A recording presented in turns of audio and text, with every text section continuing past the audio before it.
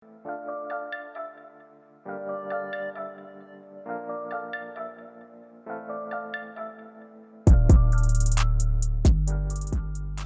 for now, I think African football is in a good space.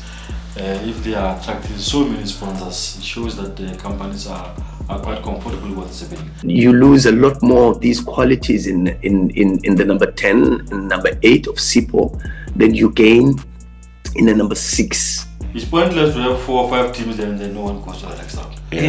So it's important that when they get these opportunities, go there, don't just add numbers, but get to the next round. Just now, Suzo, some very good developments. I mean, it looks like CAF these days, every week they are signing a new sponsor. It was good to see them launching Suzuki as one of their new sponsors. And I can't recall going to an AFCON tournament where you're seeing a number of sponsors at CAF like now. Yeah, and I mean, when sponsors come in like this, it's money, it's supplier stuff.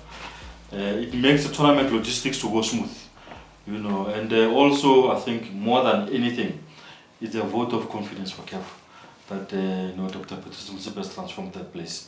It used to be chaos there. I always say I wonder the day he leaves what's going to happen, but for now I think African football is in a good space.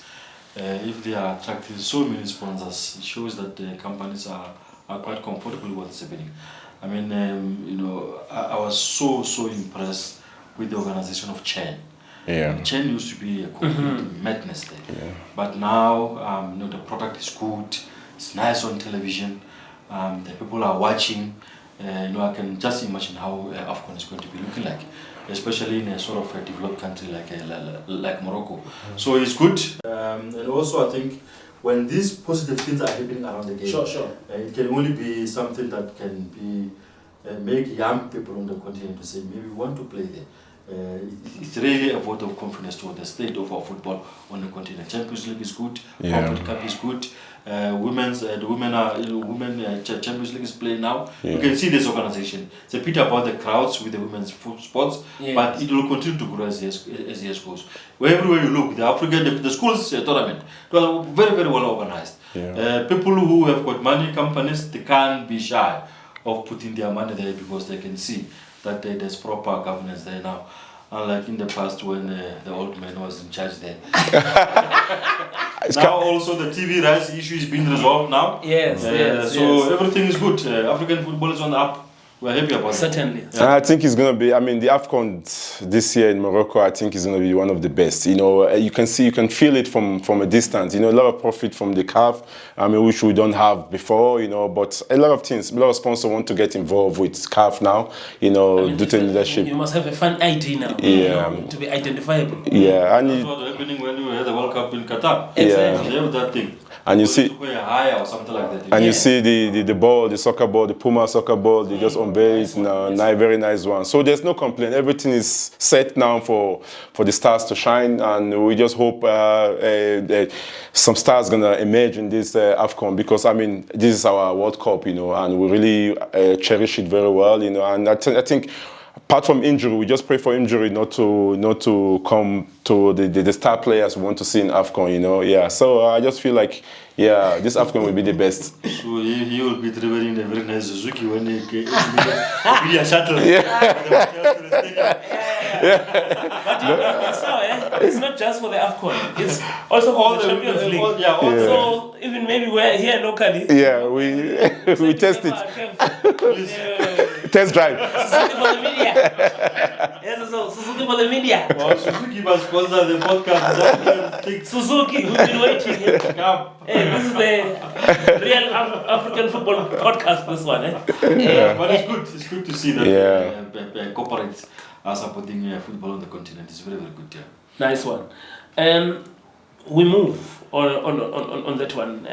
Bafana Bafana is also playing against Zambia, international friendly. And there's something interesting that the coach was talking about, that he wanted to rest some Paris and Sundowns players. Then he quickly realized that the team had dropped in the rankings. And now I was reminded that we are going to the World Cup rankings. In fact, World Cup draw. Yeah. And the rankings become very important. And in a World Cup, a new World Cup where you've got 48 teams. Yeah.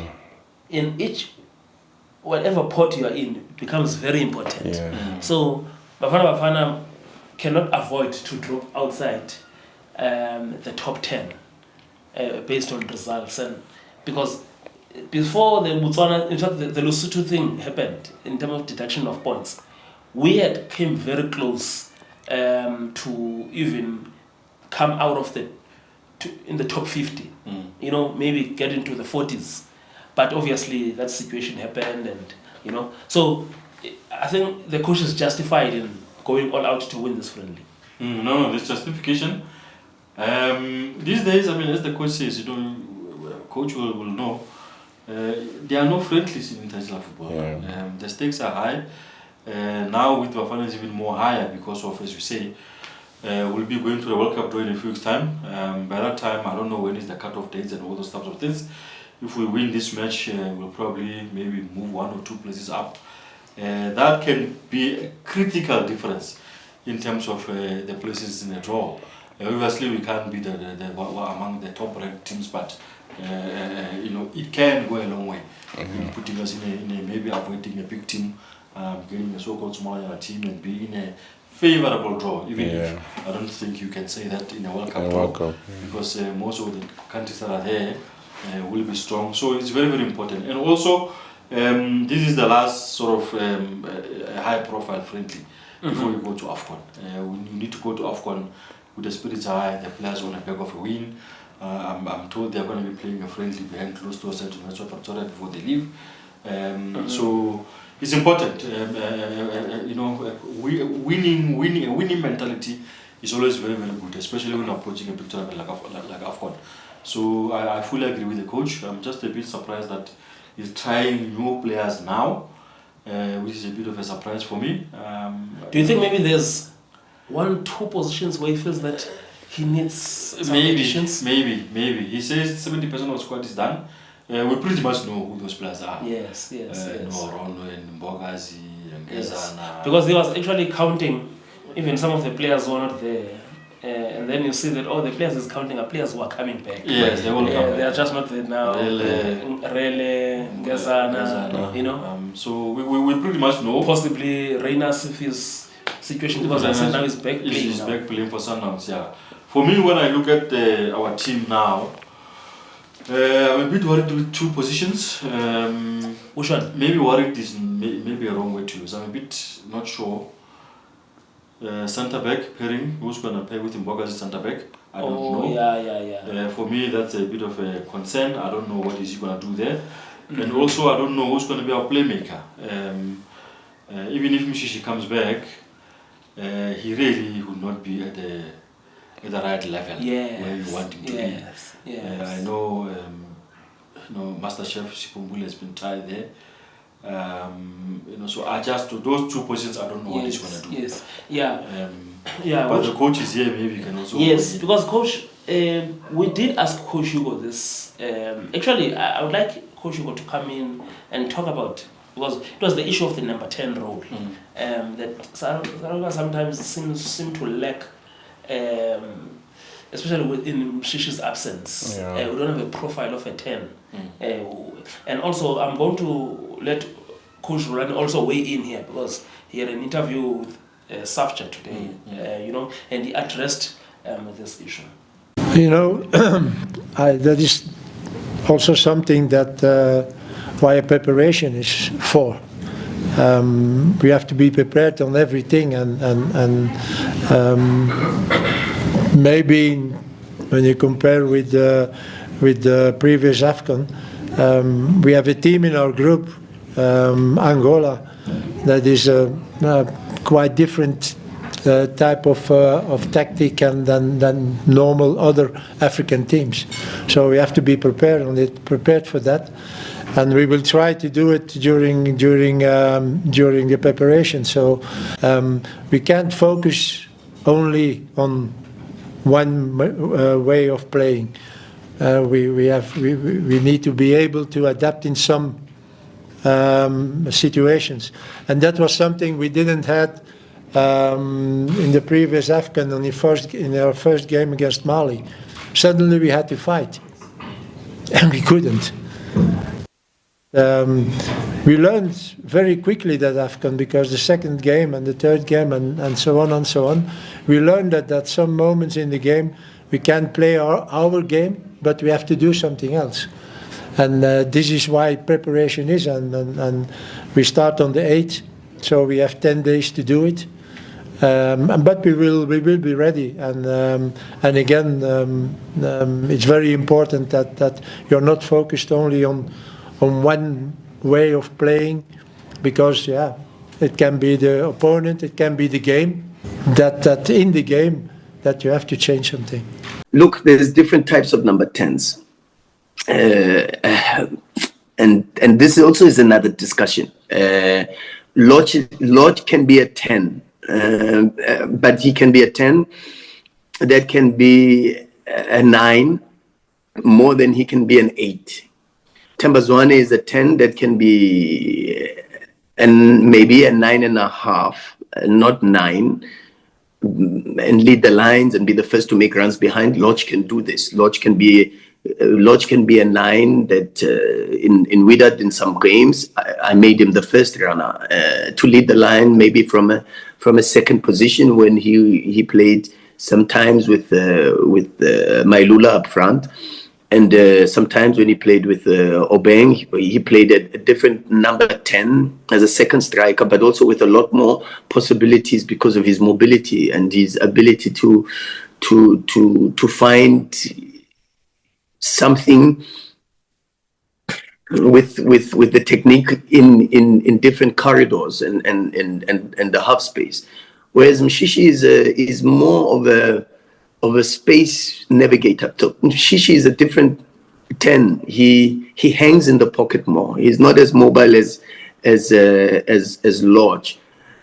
Mshishi is a player that has the intelligence to find the space, to look for space, and once he finds the space, he has the patience to hang in the space and keep the position for as long as possible, up until you can reach him, and then try to develop the link-up play and advance the game to create possibilities to score and create. And you see many of the games, the AFL final, I think the second leg in Pretoria is a very good demonstration of this.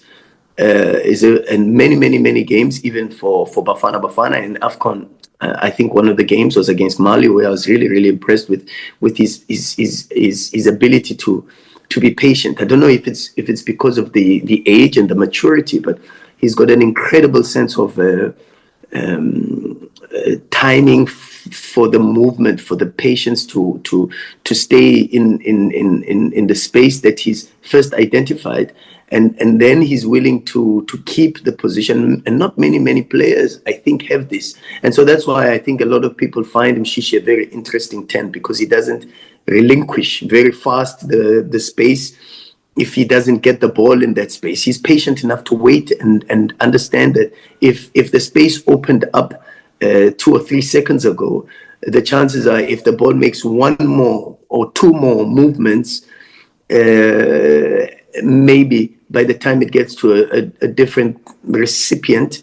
Mokwena is also very good at this, because we worked a lot on some of these schemes, and he's able to find Mshishi in these areas. So he, maybe on the first pass, Mshishi is not able to get the ball, but he's patient enough to hang in the space. And on the second, third pass with the rotation, once it gets to Tebza, for an example, they've made eye contact 2 or 3 phases before, and then he's able to get the ball on the back foot and accelerate the situation with a half turn and in that space. And so, and I understand why people would think Mbule is a very good option for this, because he's got some of these qualities. Yet Mbule maybe is not as patient as Tambazwane, and maybe Mbule doesn't even have the capacity to play more the game with his back towards it, and that's why I've always said that I think he's got far too many. Of course, I think because he's an incredible footballer, Sipho Mbule. And he's got a lot of very, very good qualities for a number 8 and for a number 10. But you lose a lot more of these qualities in the number 10 and number 8 of Sipho than you gain in the number 6 for Sipho Mbule. So I hear, and there are a lot of very genuine, fundamentally correct technical evaluations of what a number 10 does. And then it's also dependent on the coach and the style of play, for an example, because some people want to arrive to the number 10 a little bit faster. And try to accelerate the game a little bit more. But for me, I would always advocate for 1,000 passes, for an example. And 1,000 passes sometimes means the people have to occupy the positions in relation not just to the space, but also in relation to the goal, in the relation to the ball, in relation to the opponents, in relation to their teammates. And then also the number 10 has to have a relationship with the referee.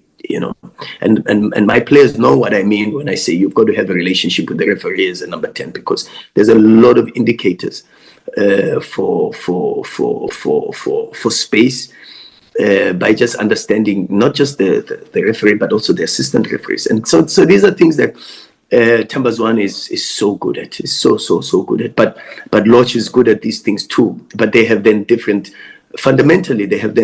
characteristics in their genetic makeup and their understanding of the game, because Lorch has a bit more of a left foot, right foot turn that's able to advance the play from a more of a wide perspective. Lorch has this natural functions of a winger, whether inverting or from the left hand side, or whether staying on the line a little bit to then try to find possibilities behind, which earlier in his career he was incredibly good at when we had him at Pirates. And so when you take these type of qualities and you put them in the central areas of the pitch, he becomes very, very very dangerous and extremely useful for. But again, as I say, it depends on the coach, and also it depends on how you want to adapt your schemes based on the type of players that you have, and in Wydad I had a different number 10. I had in Algeria I have a different number 10. Zakaria Naiji is a 10, but is a 10 that a little bit also like Mshishi. Can stay in the pocket a little bit more, even though I think maybe doesn't have the patience of Mshishi, because some 10s die when they don't touch the ball a lot, and so then they vacate the space to come closer. And you find this with Sipho Mbule a lot also, that in the 10 when he doesn't touch the ball, he dies, and his influence and his confidence and his body language, you can see if for a long time he doesn't touch the ball, he doesn't feel like he's contributing to the performance of the team. So I like this type of, sorry, and I know I go on and on about the technical discussions, but I like these type of discussions a lot, because also they stimulate me to think about certain things and certain ways of football. But yeah, it depends. I think there's a lot of players that can play the 10 role, but it also depends, of course, as to what type of players you put them around. So Kabelo Dlamini is an incredible number 10 for me also as an option. And he does very, very well with a striker like Tsegofatso Mabasa, who's link up and who he can find with the pass in and around the box for the final. I think there's a goal that Pirates scored against Lupopo, actually. Kabelo Dlamini's assist, if you look at that, I think Apollo scored the goal. I'm not so sure, but I think Apollo scored the goal, and that is the action of a number 10 in the qualities that Kabelo Dlamini can possess, in that position. So there's a lot that you can discuss and talk about. And you have a lot of options. We are rich, fortunately, we are very rich with this type of technical qualities in South Africa. And I don't think we should be really worried about who should play in that position, although there are so many qualities that Themba Zwane possesses that make him elite. One of the best in Africa, and of course, then you've got to respect that and understand that even though you might not replace him, but you can probably get a player to function as a number 10. But of course, then you've got to think about what type of striker you have, what type of offensive schemes you want to develop from him, and then what type of progressive measures you want to influence from a movement perspective fundamentally around the offensive phase of the game. So it's a very interesting discussion, actually. So, yeah. Coach, the issue of what Coach Hugo was talking about, and also we listened to Coach Rulani as well talking about the issue of number 10. The coach is saying he doesn't want to be one-dimensional. Yeah.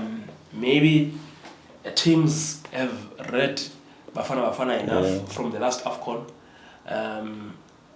even in lacking this ideal number 10 now, but they are working in playing in different ways. How important, especially heading to the AFCON, to have those multi-pronged approaches?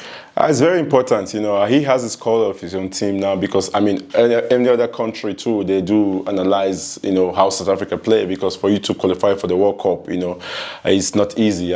Credit must be given to him. He has done very well. But, that number 10 position is very crucial.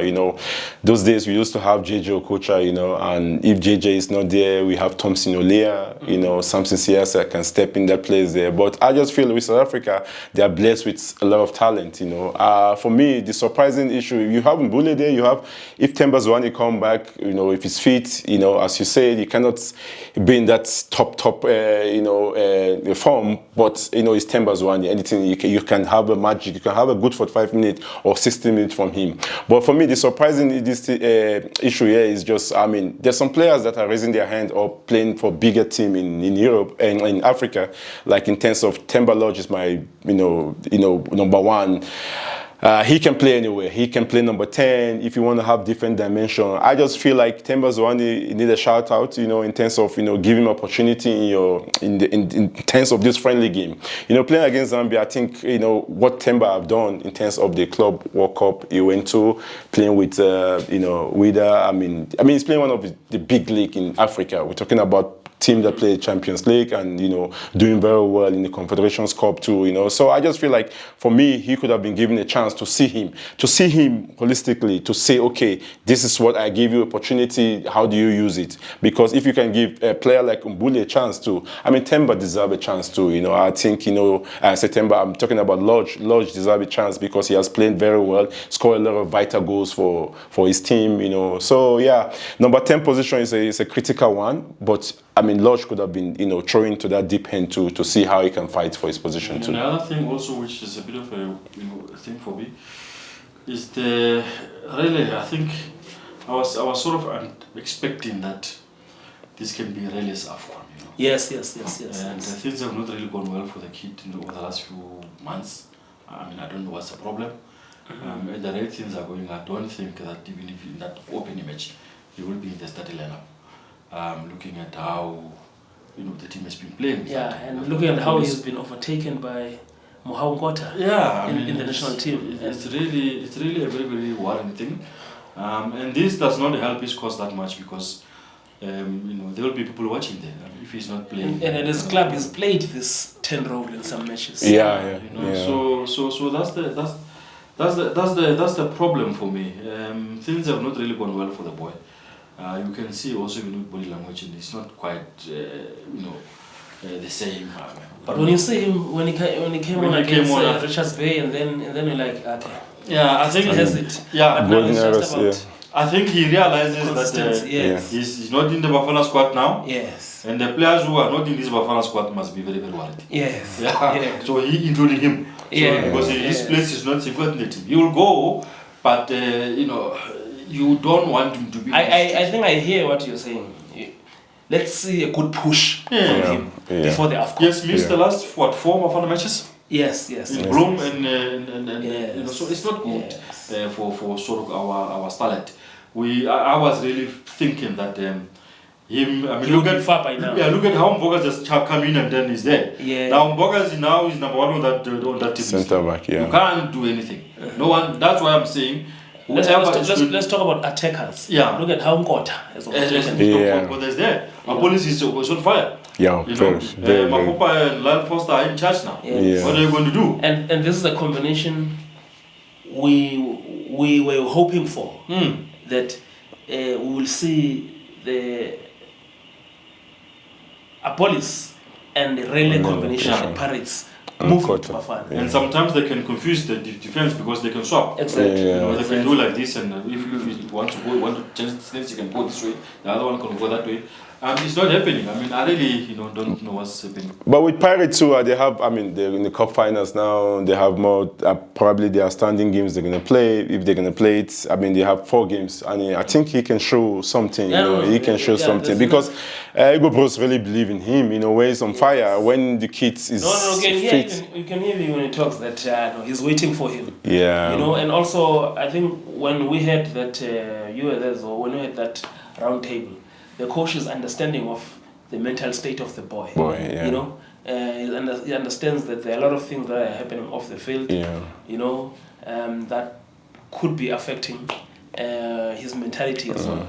But I think for me, what I read in that game of Richards Bay, the hunger from him is there, and you also see him even when he's on the bench. He's an extra coach. He's an extra coach. He's eager. Because I think he can realize, because he's growing, he's becoming more mature. He realizes that there's a lot at stake here. He cannot afford to miss AFCON for his development. It's very, very important. Even if he goes there, he doesn't get enough minutes. Just to be at AFCON and experience that big tournament. And also, very, very important. especially with the big spectacle in the next 6 months.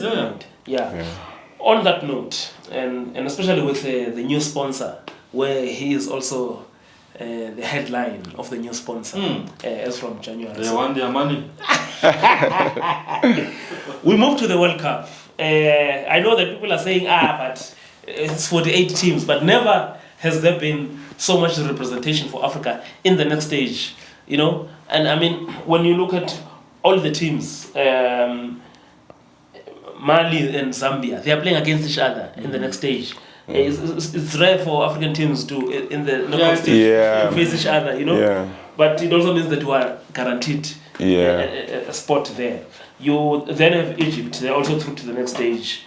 You have Morocco, also through to the next stage. You have Zambia. Zambia, I've counted them. Senegal is playing Uganda. Uganda. So one have to choose, Exactly. And Amajimbos are playing Japan. That's going to be a tough one.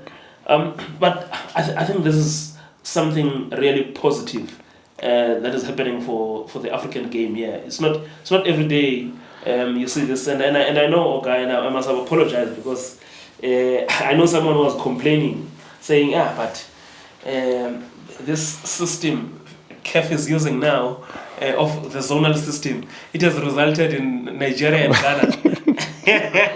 I saw my friend Gary Smith there in Ghana. He's complaining, and I'm like, Baba, wait, Baba. No, but for me, I mean, the African team have done very well. This under 17. This is where you get the young, talents, players that you can groom them to the under 20, under 23 to the senior national team. Here you can see them. You spoke about earlier about the Osime and the Chukwueze. They come in this kind of tournament. I just hope. And I feel one of the African team, we get to the finals. Morocco have done that before with the under 20. We see, I mean, they are the shining light in terms of this youth tournament now. So, South Africa, with all the preparation and how they travel, they have done so well. I'm so happy for them. You know, the all African team, just, you know, unfortunately, some 2 African teams have to meet each other and one have to go home. But that Senegal team is very, very strong. That Senegalese team, I think, they're looking good to go further in the tournament. Yeah, but our hope and our wish is for one of the African teams to get to final. That Senegalese team, didn't they play against Morocco or something? In the last... at the AFCON. I can't remember. Them as finalists in the AFCON. Can't remember now. Yeah, but very, very, very, very strong teams. Yeah. From the African continent, and it's also interesting for me how this Moroccan team, because they lost their first 2 games. Yeah. They lost 2-0 to Japan, and they lost 6-0 against Portugal. So they were helped by that 16-0 against the New Caledonia. Yeah. I mean, sometimes if you get a weaker team, don't let them breathe, man. You choke them there. Yeah, because I mean, if you meet these small teams, you really have to put them to the sword. Yeah. Because once in a while they'll surprise you, they'll beat you.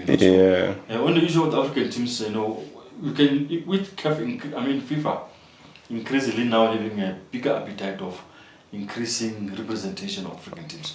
It's pointless to have 4 or 5 teams and then no one goes to the next round. So it's important that when they get these opportunities, go there. Don't just add numbers, but get to the next round.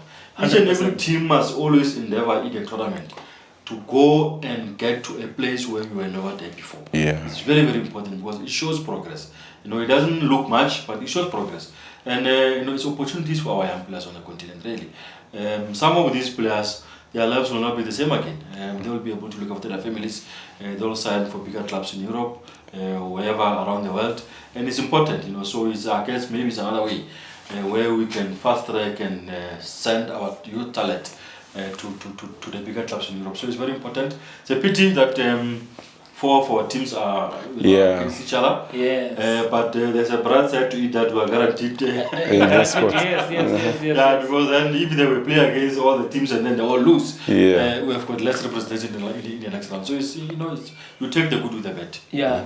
And I was also listening to Coach Vela Kumalo actually talking about that they've got a clean bill of health. And also even the red card that was there for Parma is also out of the way now. Hey, but Japan, man, ish. Yeah, it's strong. If they thought that Italy was strong, Japan will even be stronger. And application is going to be very important. They must be overawed by the occasion. This is not even our best team. Most of the players are not even there who could have been there. I hope they are not too distracted with the exams and all that kind of thing. The exams are important, of course, but they are young. These are young guys who mentally they'll be able to take whatever comes their way. But a good performance is important because Japan definitely won't be easy. Definitely won't be easy at all. And so we close with a very interesting story, and I want you to zoom in on the story because you followed it. And then I try to just check on what is really happening here.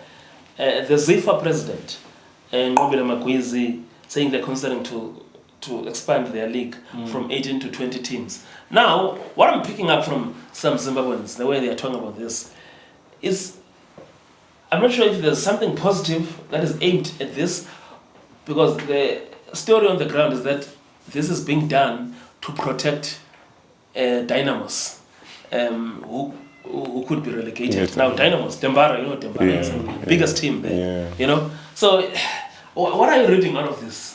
Yeah, it's very interesting. You rightfully say, it will be the league will be poor without Dynamos. They don't have the divine right of being in the league. If you mess around, you must be relegated. Yes. I'm trying to think of any league around the world which has got 20 teams. Usually you'll have the 2 teams that will add. Will they really improve the quality of the league? Are you doing that to improve the league, or you're gonna weaken the league? And also, do you have enough money? Yeah, that's the most important thing. Yeah, the sponsor. They're struggling as is. Yeah. Yes. You are eating more than what's gonna happen. Yeah, true. So I don't know what they're trying to do. I hope there's no sinister motive behind it, because if they do this and they weaken the quality of the league, it will be a disservice to Zimbabweans, because Zimbabweans deserve to watch good football, and also it will, in the long run, have a negative impact on the Warriors, because then when the league is weaker, in a country where it's not producing enough players to overseas to play competitively, it means the league will be weaker, and what you can get from the domestic league to the national team won't be the strong. So I'm just not sure about it. Hopefully the leaders there must come out and tell us what's happening. I saw a team, Scotland, they're paying them cash in the... What is it? The 250 Scotland or something like this. They won the league. I think they won the league, but they won the league with six points, if I'm not mistaken. Mosona, So, but I mean, doing that openly, I just feel like, with the economy we have now, I don't know. It takes many in Zimbabwe. You must go there. Yeah. It's not good. And also that thing, what it does, you will attract criminals to come and attack this place, because they will know that they've got money. Yeah. It's just not right. Washing machine. Yeah. It's just not right. Washing machine. Because apparently those people have got a lot of money. Yeah. The ones who run that club. Scotland. That's why they've been able to recruit all these guys to come to. It's good to have the Mosonas and all these other guys back in the domestic league.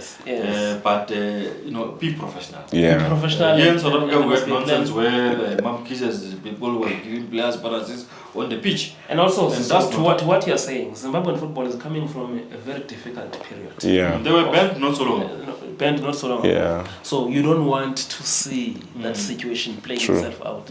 Again, I know they've just employed a new coach. Also, on a positive, I see the stadium is ready. Maybe the next group matches they'll be playing matches at home, which is a plus. And it's looking very good. They've just employed a new coach, but a story for the next episode. Apparently, the players are not happy with this. The new coach. You. I saw the former players. My brother can tell you. Say, what's happening? We don't play. What is this now? Welcome to the AFCON. True. And they're in a top group, in The the guy is going to do it for free. Yeah. Again, they don't have money to pay this. On that note, to say, Jumbo Africa.